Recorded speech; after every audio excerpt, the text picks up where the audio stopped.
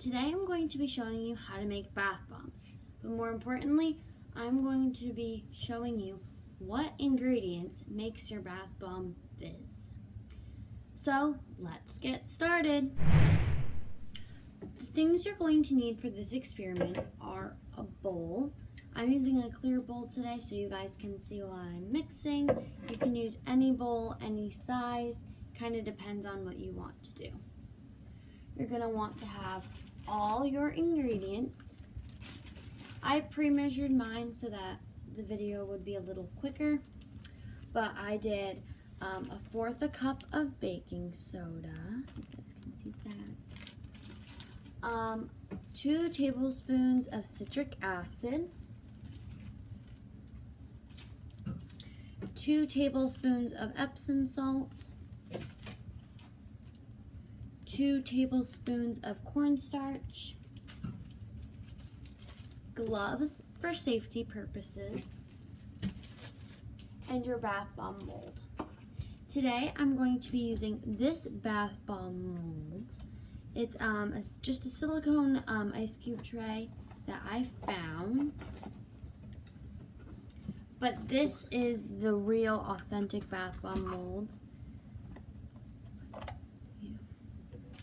You're also going to want a bowl with water in it. I will be getting that at the end of the video. You're also going to need, with your ingredients, oil.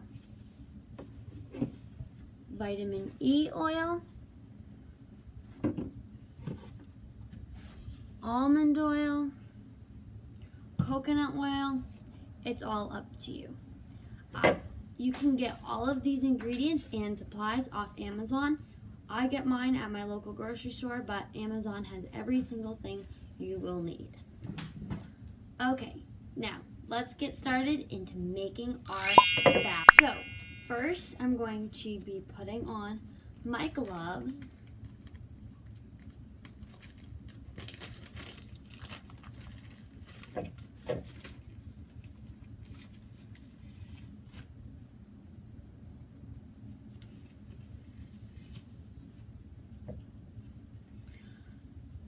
I usually don't wear gloves, but for safety precautions, I would say wear gloves.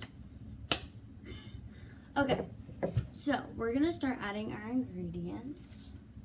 So the first thing I'm going to want to add is cornstarch. As you would have noticed in my ingredient list, I included a sifter. I sifted all my ingredients while I put them in the bag. So I will have the ingredients and measurements up at the top of the screen, but this is 2 tablespoons of cornstarch. I bought this at my local grocery store, at Walmart actually. You can find cornstarch wherever food is sold, most likely. Just trying to get all the cornstarch out of the bag. It is going to get very dusty, so if you have a fan nearby, or if you want to wear a face, like a mask. Next thing we're going to add is Epsom salt. I bought this at Walmart as well. And the purpose of the Epsom salt is when it goes into the bath, it helps with healing scrapes and bruises. I forgot to mention, but cornstarch is what holds our bath bomb together in the mold. It makes it so it doesn't like crumble. The next thing we're going to add is baking soda. We're adding 1/2 cup of baking soda. Again, I'll have the ingredients floating on top.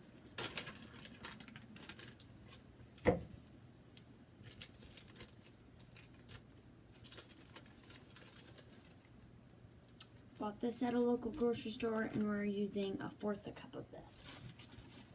Next is the citric acid. I would like to pause for a second and note to please keep this away from any animals because it could be harmful and dangerous to animals.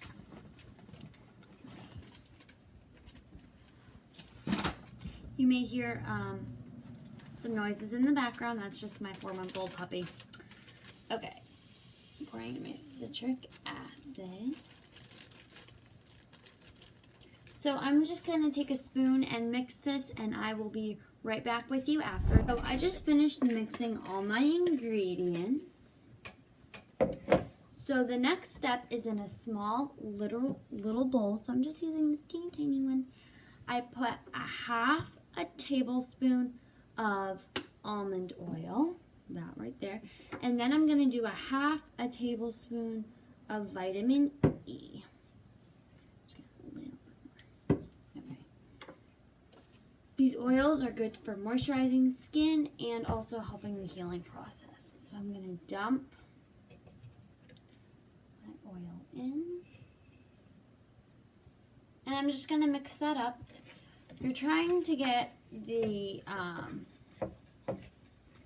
like a wet sand type consistency. So I'm just going to mix this up and I will be right back. Finish mixing my wet and dry ingredients. Next is my favorite part of the process. We get to pick our color and our scent. So food coloring doesn't work very well just because it doesn't mix well with the oils. So I use mica or mica powder. I always forget what it's called, aka eyeshadow. So I'm going to go ahead and just use an object. I'm just using a pencil because it's so easy. And I'm going to pick a color. I think I'm going to do this really pretty like mint color. So I'm just going to scrape the eyeshadow off the palette into the bowl. Okay.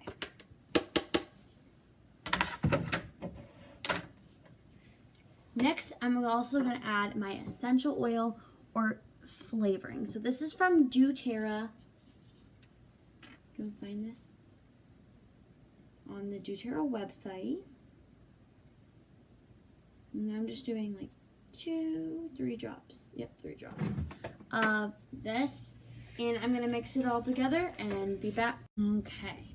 So I just added my oil and the lighting, you can't really see it here.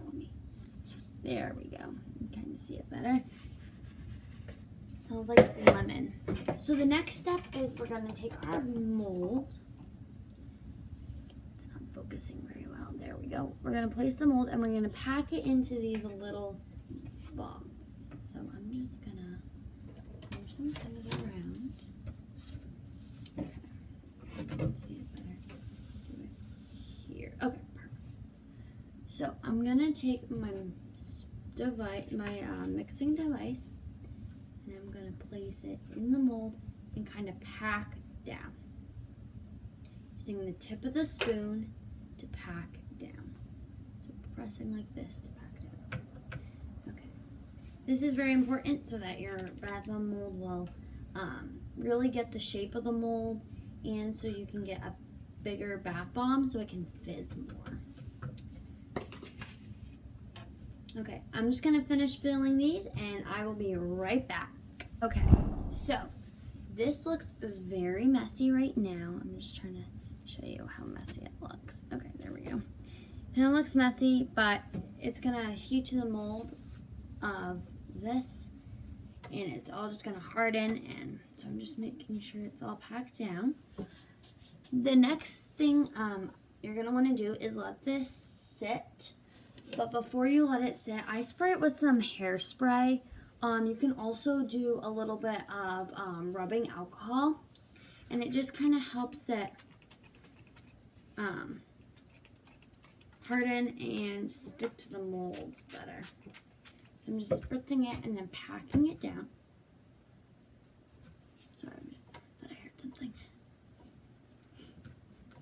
Okay, then this is going to sit for probably a day, 24 hours. And so yeah, for the time being of the video, I did already make some pre-made ones. So I just got my tube of water. I'm gonna try to get this to focus on there. Okay, perfect. Hopefully that stays focused. Okay. And I already made some pre-made ones. So this is how they turned out. Focus on this.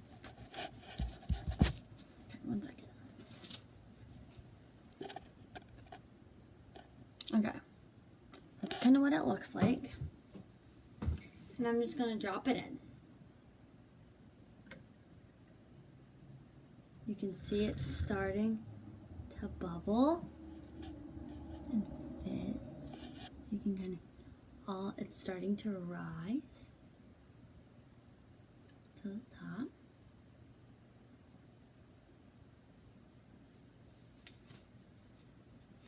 Let me bring you a little bit closer so you can really see what's going on. So that's kind of what's going on inside the bowl. It's starting to fizz. You can see down through here. You can see it fizzing. So optimally, if you had a big bath, you would of course do the bigger bath bomb. I'm just going to drop in another one. I'm going to be quiet for a little bit so you can actually hear it.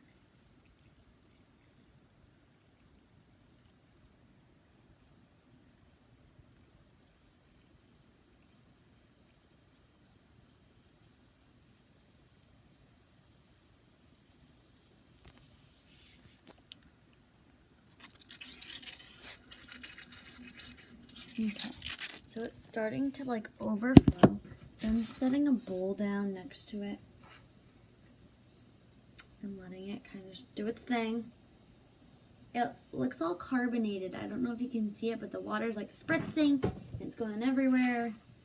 So much fun. Okay. Okay, so I got this all cleaned up. So now, while it's fizzing, you can hear it again. It's starting to overflow again.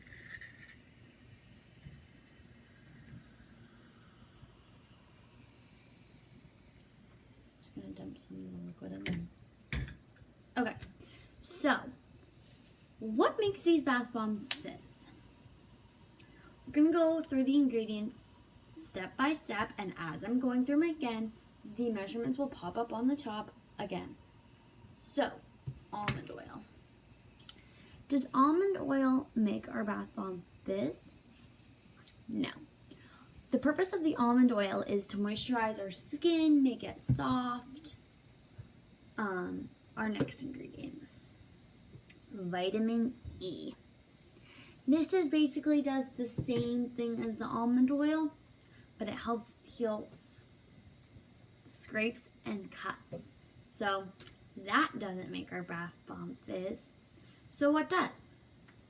Well, the combination of sodium barbonate or baking soda and citric acid, when they combine, they create a fizz. But why didn't they fizz when I was mixing them in the bowl? To activate the baking soda and the citric acid, they need water.